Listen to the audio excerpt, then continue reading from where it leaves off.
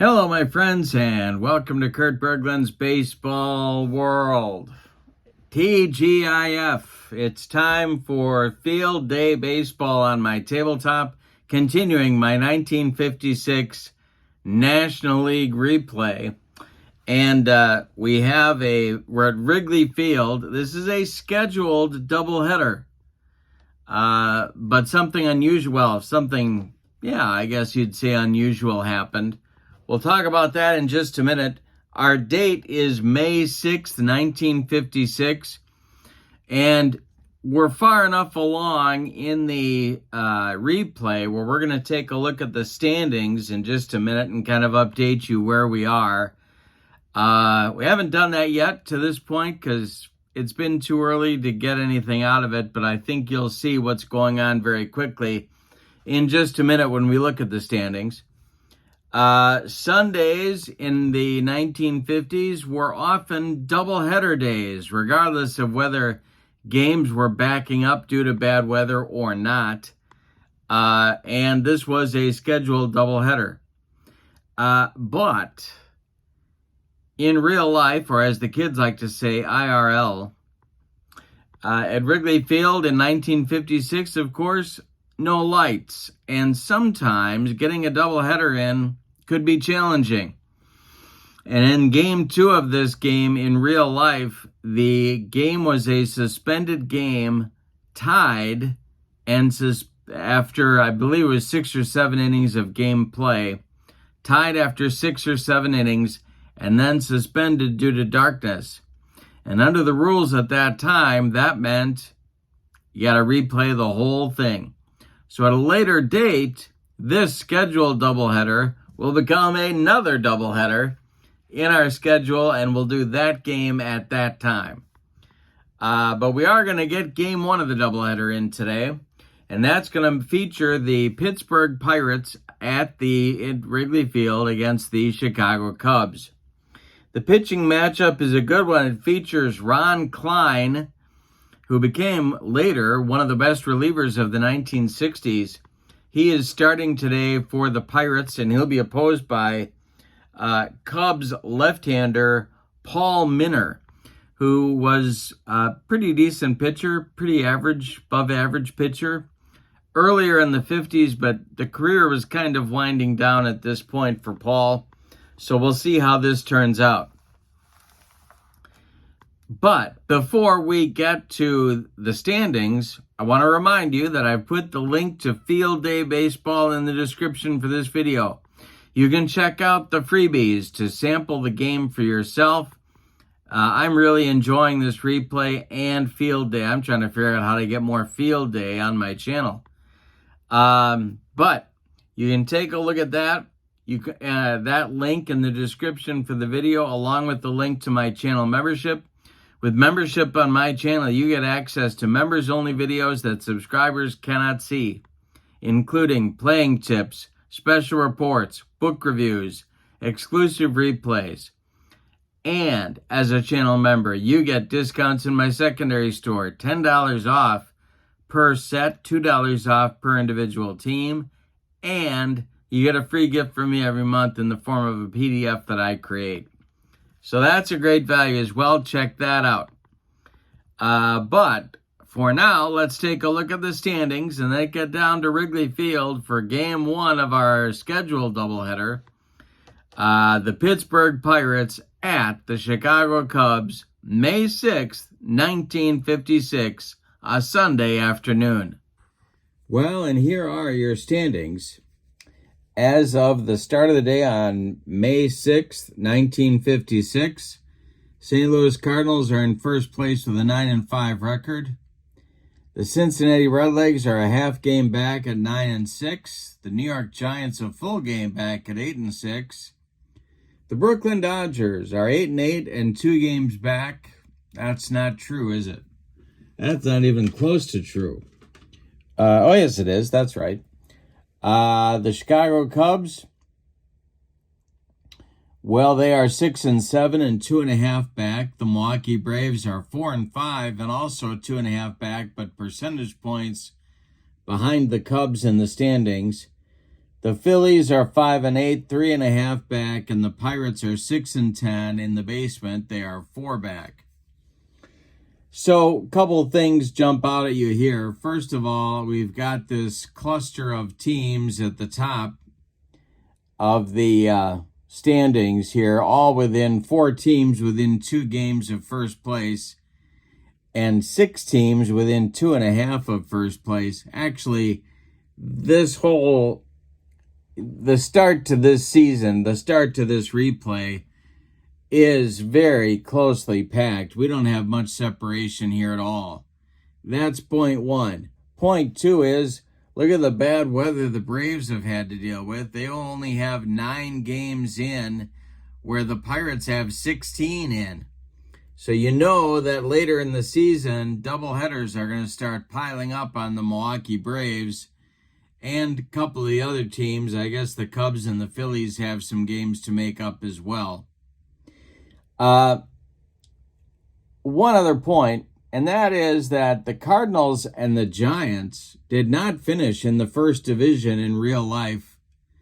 In real life in 1956, the Redlegs and Dodgers did,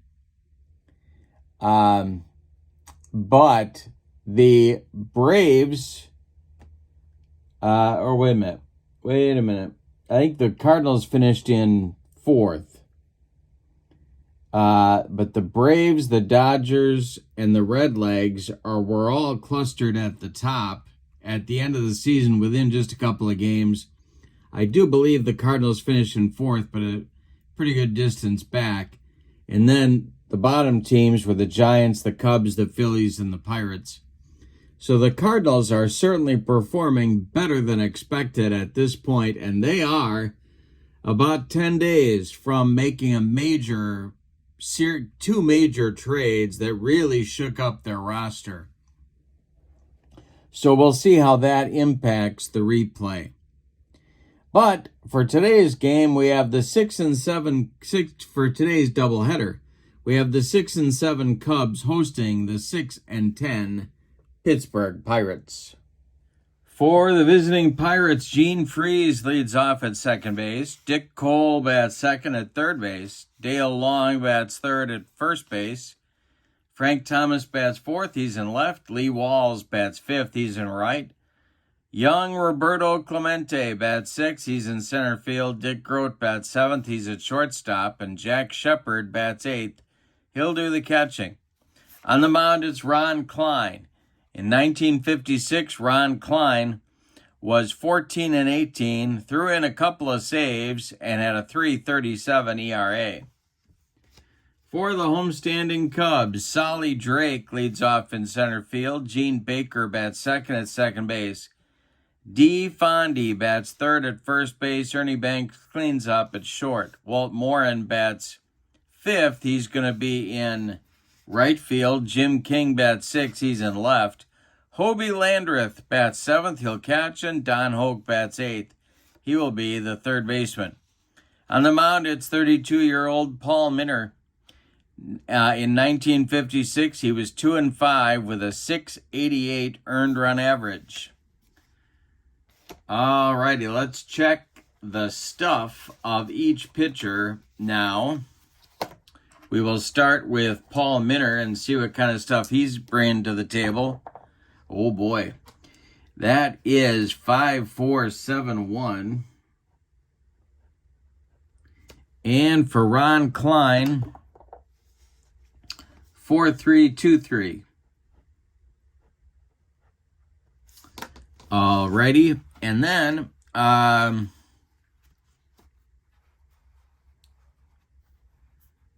we're gonna get going. I've got my fast action cards for Field Day Baseball. I recommend the fast action cards. Some people don't like them, but I like them.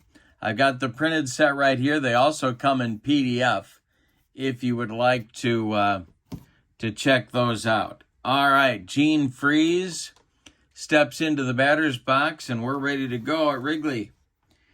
With this one, Paul Minner has finished his warm-up tosses.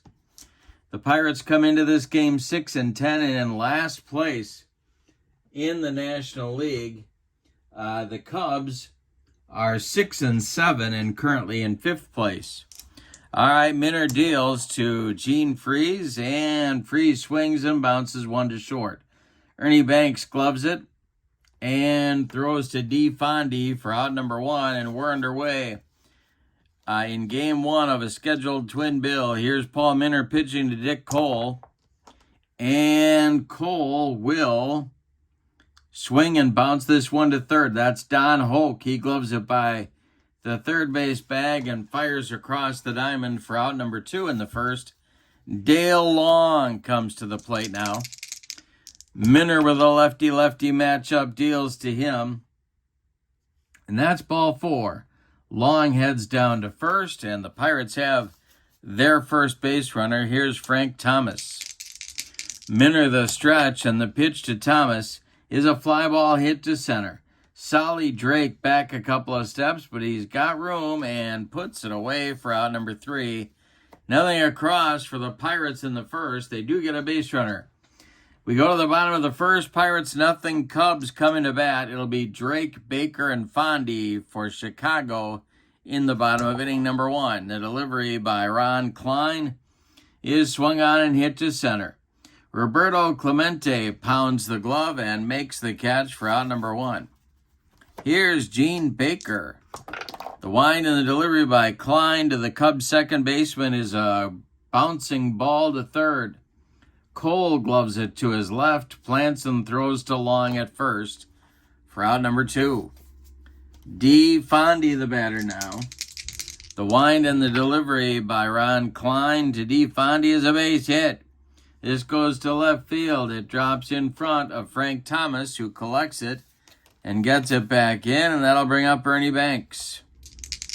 The stretch by Kline and the pitch to Mr. Cub, before he was Mr. Cub, is going to be a ground ball to third. That is Cole one more time. He's going to go the short way to Freeze and retire the side. The Cubs get a base runner as well in the first inning, but can't do anything with him. We go to the second, and it's the Pirates nothing and the Cubs nothing. Lee Walls, Roberto Clemente, and Dick Grote coming up in the Pirates' second inning. Paul Minner kicks and deals. Walls swings and grounds one to second. That's gloved by Gene Baker, who sidearms it to D. Fondy for out number 1 in the second. Now it's Clemente. The wind and the delivery by Minner to Roberto is swung on and hit to left. On a line to Jim King, who makes the catch for out number 2. That'll bring up Dick Grote. 2 outs and nobody on. The delivery to Grote is going to be ball 4. He walked him. So the Pirates have a 2-out base runner and Jack Shepard, their catcher, coming to the plate. Pirates trying to get out of last place here today. Minner the stretch, and the pitch to Shepard is a ground ball to third, a worm burner to Don Hoke. He's going to go the short way to Gene Baker covering second, and the Pirates are done in inning number 2. We go to the bottom of the second. Pirates nothing and the Cubs nothing. Walt Moore and Jim King and Hobie Landreth coming up for Chicago in inning number 2. This is the delivery by Ron Kline, and a base hit to right field for Walt Moose Morin. That is collected by Lee Walls, and the Cubs have their leadoff man aboard in inning number 2. Double play depth for the Pirate infield. Kline the stretch and the pitch to King. And he struck him out. He got him with the upstairs gas. King swung late, and that's 1 down.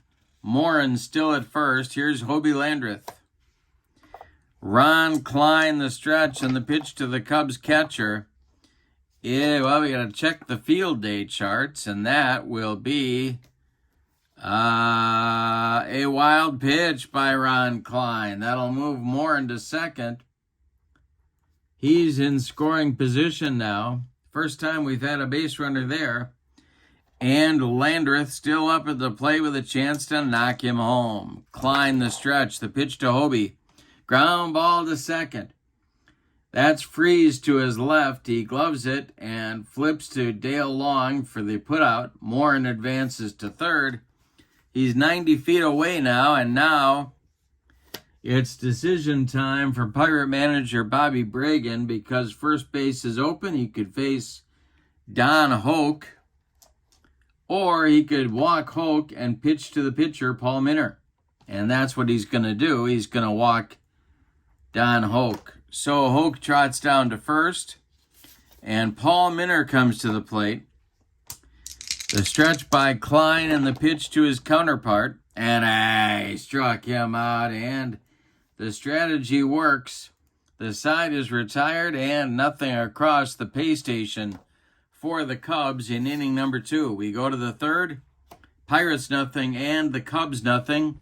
It'll be Kline, Freeze, and Cole coming up in the Pittsburgh third inning. Minner winds and deals to Ron Kline. And this is a hit down to the right field corner. Kline swings late, and it goes right down that right field line. Walt Morin's got to go dig it out of there.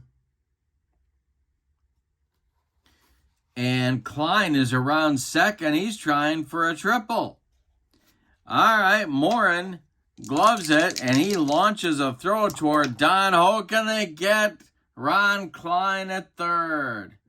Oh, boy. Trying for the leadoff triple. Ron Kline gets gunned down, sliding into third base. Well, one down for the Pirates in the third inning. Now it's Freeze. 0 for 1. The pitch by Minner is a ground ball to second. That's Gene Baker to his left. He cuts it off from going into right field. Plants and throws to D. Fondy for out number 2. Now it's Dick Cole, 0 for 1. The pitch. And Cole with a base hit. This goes to right field. Drops in front of Walt Morin. A 2-out single for the Pirates will bring up Dale Long.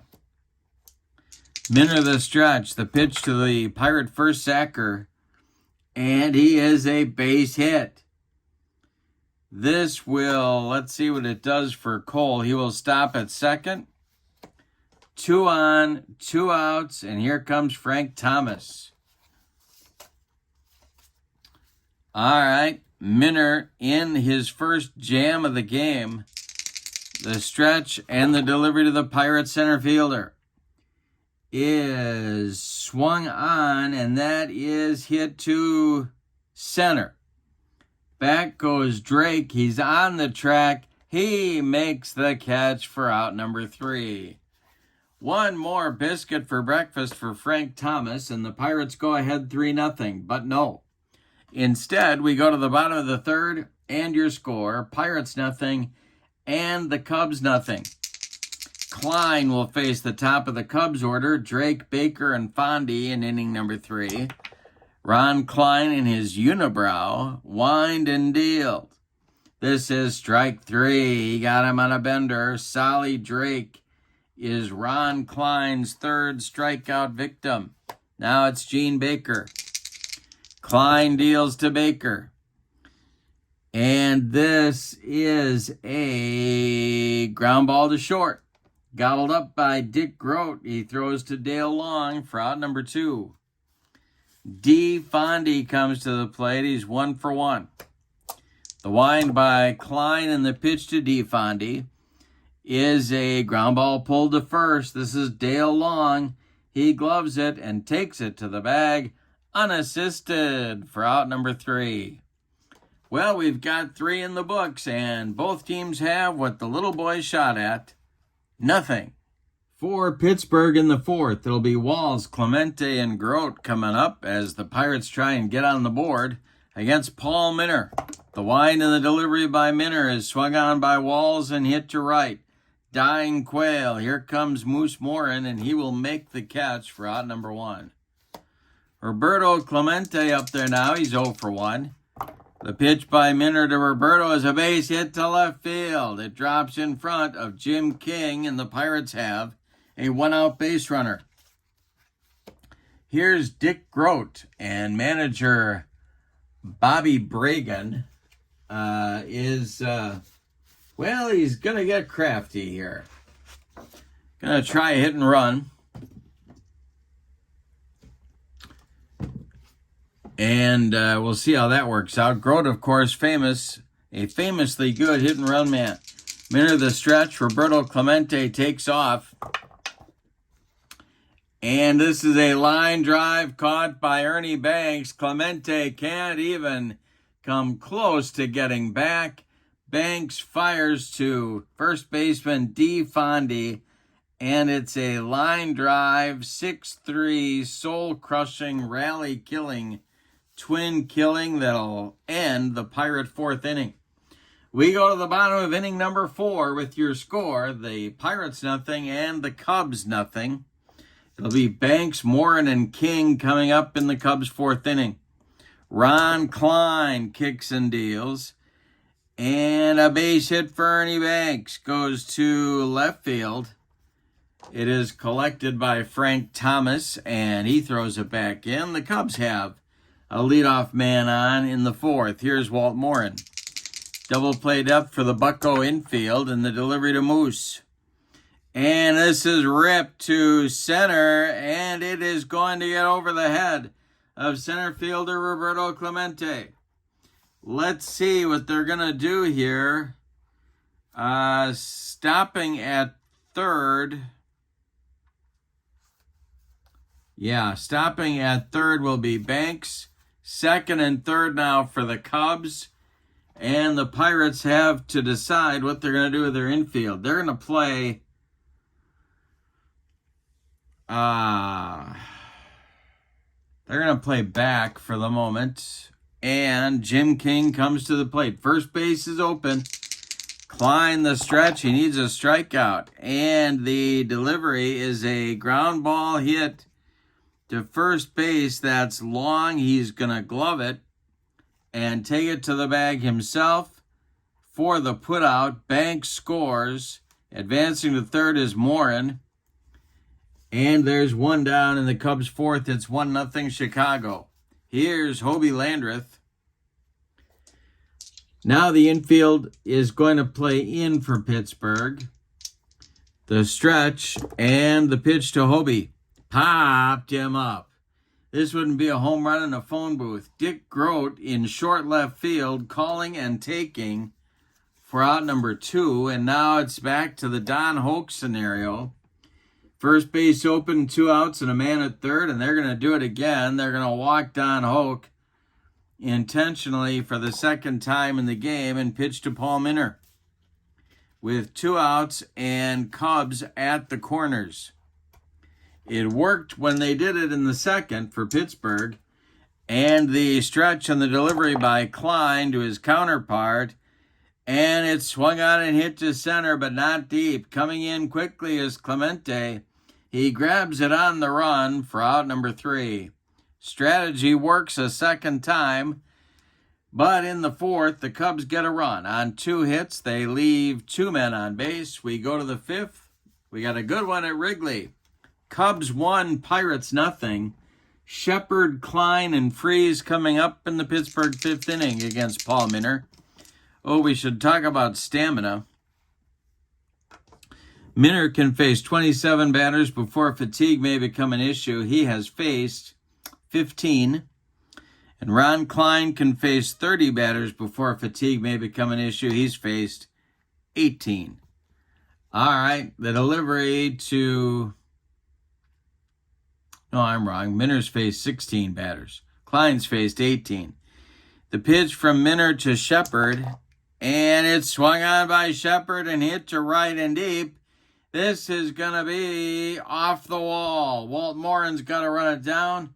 Shepard cruises into second with a leadoff double here in the 5th. Ron Kline comes to the plate. The stretch by Minner and the pitch to Kline, and he is going to square to bunt, and it's not a good one. Bunted too hard, back to Minner. Shepard heading to third, but Minner throws to Hoke, who applies the tag for the putout. Kline is safe at first on the fielder's choice. Pirates had a man in scoring position, but eliminated on the bad bunt. 1 out, man at first, now it's Freeze. Paul Minner the stretch, the pitch to the 0 for 2 Pirates second baseman is ball 4. 2 are on now for Pittsburgh with 1 out, and that'll bring up Dick Cole. Double play depth for the Cub infield. Minner the stretch, and the delivery to Cole is a base hit. Off of Minner's glove, everybody's going to be safe. Bases loaded with Pirates. 1 out, Dale Long at the plate, and there is Stirring in the Cub bullpen. Lefty-lefty matchup. The infield is going to play in at the corners and back up the middle. The stretch by Minner and the pitch to Long. Swung on and bounced to short. This is Banks. He goes to Baker for 1, and the relay to Fondy is in time for a rally-killing, soul-crushing, and inning-ending 6-4-3 double play turned by the Cubs to preserve Minner's shutout through 5. We're halfway through this one. Cubs 1, Pirates nothing. Top of the order coming for the Cubs in the bottom of the 5th against Ron Kline. Solly Drake, Gene Baker, D. Fondy. The wind by Kline and the delivery to Solly Drake is hit on a line to left. Coming on is Frank Thomas, and he's got it for out number 1. Gene Baker is 0 for 2. He's up there now, and Kline delivers. Popped him up. A jam job pop-up. Gene Freeze on the infield dirt, calling and taking for out number 2. Now it's the Cub first baseman, D. Fondy, with Ernie Banks, who would be next in the on-deck circle. The pitch to Fondy is swung on and hit to center. Deep enough to drive Clemente back near the track, but no further. He's got it for out number 3. A 1-2-3 5th inning for Ron Kline. We go to the 6th. It's the Cubs 1 and the Pirates nothing. Frank Thomas, Lee Walls, and Roberto Clemente up for Pittsburgh in the 6th. Minner kicks and delivers. And he struck out Thomas. He made him look sick on a bender. That is Minner's first strikeout in the day on the ball game. And Lee Walls comes to the plate. Walls is 0 for 2. Minner kicks and delivers to Lee Walls. It's a ground ball to short. Ernie Banks charges, throws on the run, and they get Walls at first by a step. Now it's Clemente. Roberto is 1 for 2. Minner kicks and delivers to Roberto Clemente, and it is hit to third. That's Don Hoke. And Hoke gloves it by the third base bag and fires across the diamond to D. Fondy for out number 3, and Minner has thrown 6 shutout innings in this ball game. After 5.5, it's the Cubs 1 and the Pirates nothing. Ron Kline in the bottom of the 6th will face Banks, Morin, and King, the 4, 5, 6 batters in Stan Hack's lineup. One of my all-time favorite Cubs. The wind-up and the delivery by Ron Kline is going to be a comebacker to Kline. He gloves it, takes a couple steps toward Dale Long, and throws him the ball for out number 1. Now it's Moose Morin, who's 2 for 2 and has 2 of the 4 Cub hits on the day. The wind by Kline and the pitch to Morin is a chopper on the infield. That is going to, when it comes down, Gene Freeze is just going to put it in his pocket. Walt Morin with his 3rd hit of the day. That didn't go 100 feet. And here is Jim King. Double play depth for the Pirate infield. King is 0 for 2. The stretch and the delivery. And that is a ground ball slowly hit to Long at first. He will tag Jim King coming up the line, and that's all they're going to get. Morin goes to second. He's in scoring position with 2 outs for Hobie Landreth. Don Hoke would be next. Kline the stretch and the pitch to Hobie. And hey, struck him out. He got him with a dead fish changeup, and that's going to retire the side with Ron Kline's 4th strikeout in the ballgame. We've got 6 in the books with your score. Cubs 1, Pirates nothing. In the Pittsburgh 7th inning, Dick Groat, Jack Shepard, Ron Kline are scheduled. Bottom third of Bobby Bragan's batting order. Dick Groat leads it off. Minter kicks and deals. Swung on by Groat. It's hit to center. Solly Drake in quickly, makes the catch for out number 1. Jack Shepard is 1 for 2. The wind by Minter and the pitch to Shepard is a ground ball to short. That's Ernie Banks. He throws to D. Fondy for out number 2. Ron Kline up there now with 2 outs and nobody on base. Paul Minter throws to his counterpart, and it's a line drive right back at the head of Paul Minter. That will retire the side as Minter makes the catch in self-defense. We go to the bottom of the 7th. Time to stretch him out at Wrigley Field with no sign of Harry Carey. Your score, Cubs 1, Pirates nothing. Ron Kline will face Hoke, Minter, and Drake in the Chicago 7th inning. The wind and the delivery from Kline to Hoke is going to be a ground ball to third. That's Dick Cole to his left. He plants and throws to Dale Long for out number 1. Paul Minter is going to keep going. There is action in the Cub bullpen, and that is Turk Lone. The Cub right-hander, their ace short man. He is throwing in the bullpen down, what would that be? That'd be down the first base line in those days.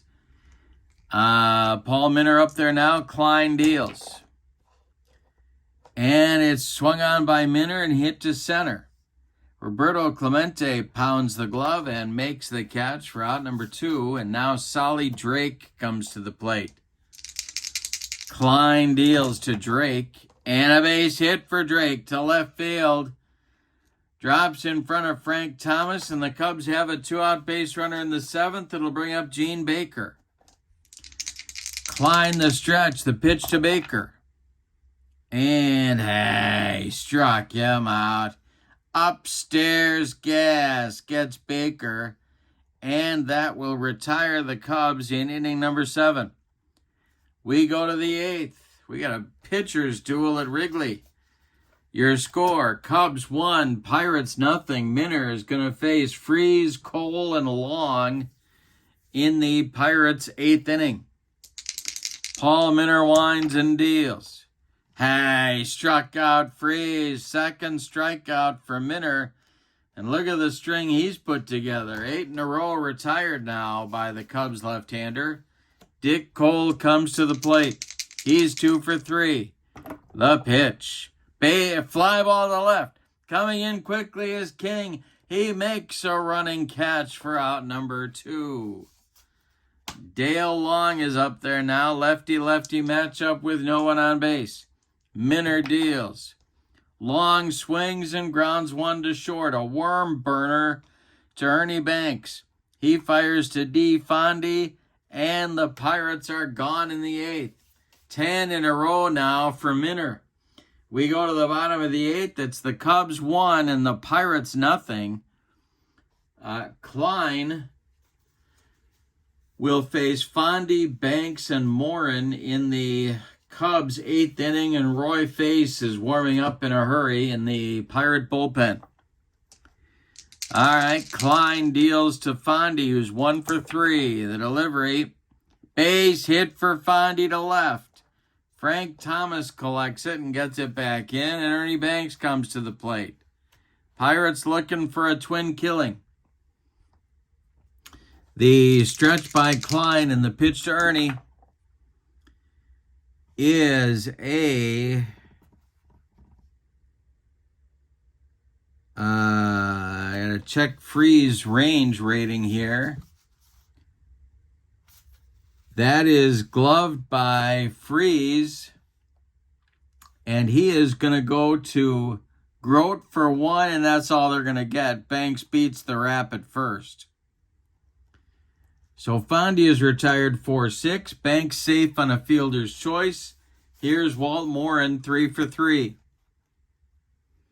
Face looks ready in the bullpen. Kline the stretch and the pitch to Moose is a ground ball to first. That's Dale Long. Oh, boy. Oh, boy. All right. Long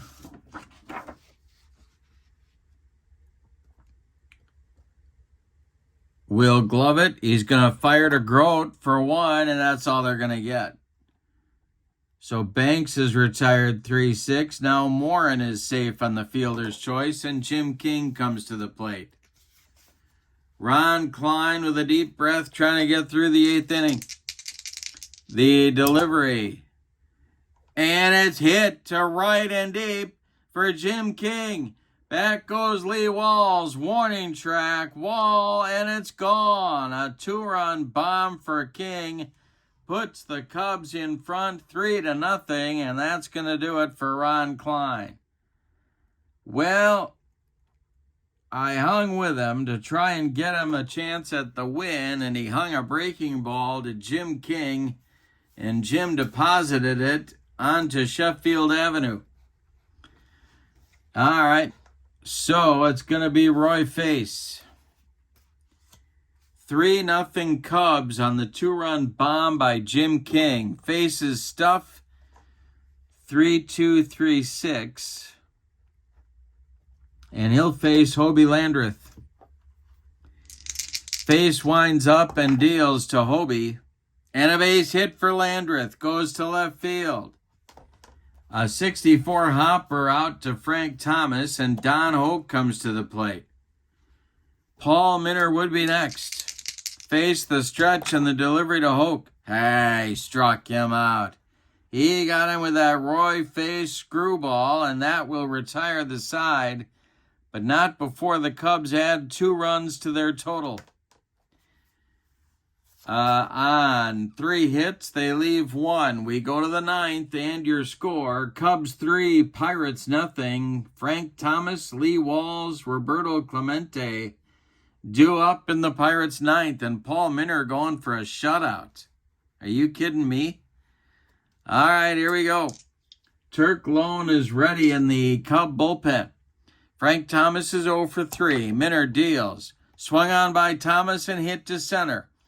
Back a few steps is Solly Drake, but he's there and he's got it for out number 1. Lee Walls comes to the plate. He's 0 for 3. The pitch by Minner. Walls hits it to third. Don Hoke charges, bare hands, fires to Fondy, 2 down. Now it's Clemente 1 for 3, the last chance saloon for Pittsburgh. The delivery. Field day charts. Pop up. Over by the stands, D. Fondy gonna lean into the stands and make the catch for a Cubs winner on a foul pop-out. Let's give you the totals on this one. Wow. This game is remarkable for several reasons. We'll talk about that in just a minute. But first, for the homestanding Cubs, 3 runs on 2, 4, 6, 8, 9 hits, and they committed no errors. The Pirates, no runs. On 6 hits, they had no hits and no base runners after the 5th inning. And the Pirates committed no errors. The winning pitcher is Paul Minner, and the loss will be tagged on Ron Kline, who probably deserved a better fate. But let's take a look at Minter's stats for the 56 season. He started 9 times. He was 2-5 with a 688 earned run average, and he comes into this game 1 of a doubleheader, and throws a shutout. Yikes. All right, so with the win, the Cubs are now 7-7. They have pulled even at 500. And pending the outcome of the Dodger game, the Cubs could be in a tie for 4th place at the end of the day. Pittsburgh, on the other hand, drops to 6-11 and continues to cement their grip on last place in the National League. But again, they're only about 4.5 games back, and so it's really, I mean, these teams are very much clustered together here in the first month or so of the season. First 3 weeks of the season. All right. Game 2, as we know, is a suspended game and will be replayed later. So this doubleheader isn't really a doubleheader. But lots more field day baseball coming on my channel. Tomorrow night, Saturday night, is payoff pitch night. And so come on back for that. Lots more coming on the channel. But for now, and in the description for this video is the link to Field Day Baseball. Fantastic sim, as you can see. Certainly worth a look, and there's a free trial for you to download and print. Also in the description for this video is the link to my channel membership. Remember, with membership on my channel, you get access to members-only videos, discounts in my secondary store, and a free gift every month. So check that out as well, please. But for now, from Wrigley Field on May 6th, 1956, your final, the Cubs 3, the Pirates nothing. Have a wonderful evening. So long, everybody.